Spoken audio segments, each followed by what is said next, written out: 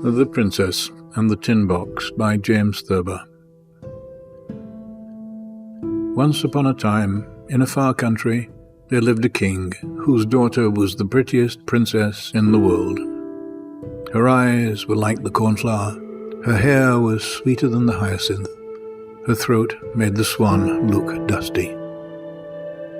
From the time she was a year old, the princess had been showered with presents. Her nursery looked like Cartier's window. Her toys were all made of gold, or platinum, or diamonds, or emeralds. She was not permitted to have wooden blocks, or china dolls, or rubber dogs, or linen books, because such materials were considered cheap for the daughter of a king. When she was 7, she was allowed to attend the wedding of her brother and throw real pearls at the bride instead of rice.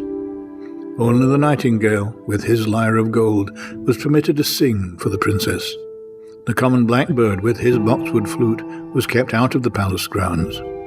She walked in silver and samite slippers to a sapphire and topaz bathroom, and slept in an ivory bed inlaid with rubies.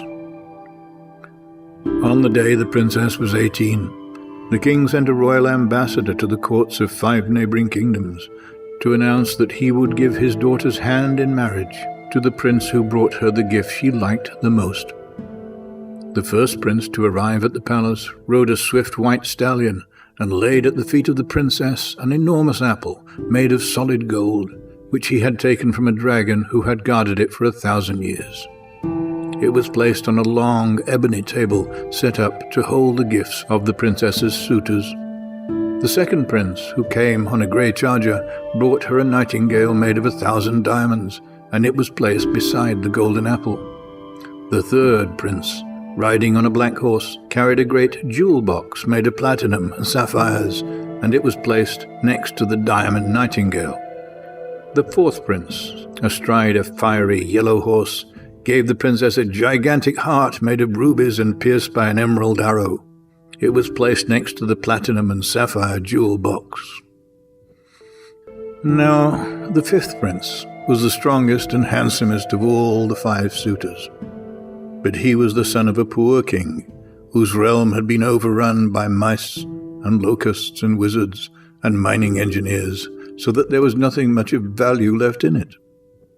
He came plodding up to the palace of the princess on a plough horse, and he brought her a small tin box filled with mica and feldspar and hornblende, types of ordinary rocks, which he had picked up on the way.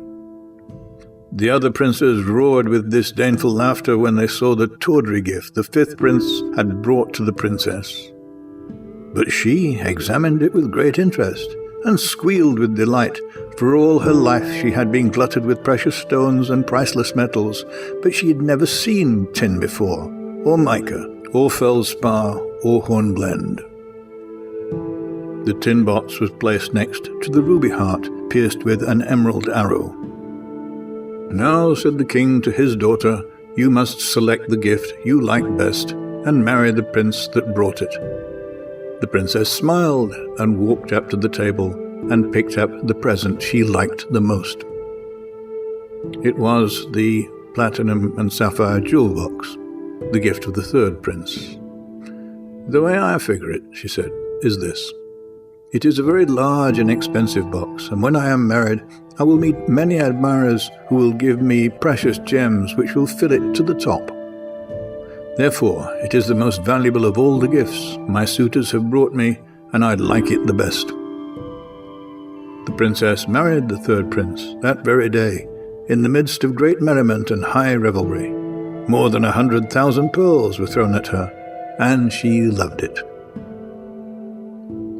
Moral: all those who thought that the princess was going to select the tin box filled with worthless stones instead of one of the other gifts will kindly stay after class and write 100 times on the blackboard, "I would rather have a hunk of aluminium silicate than a diamond necklace."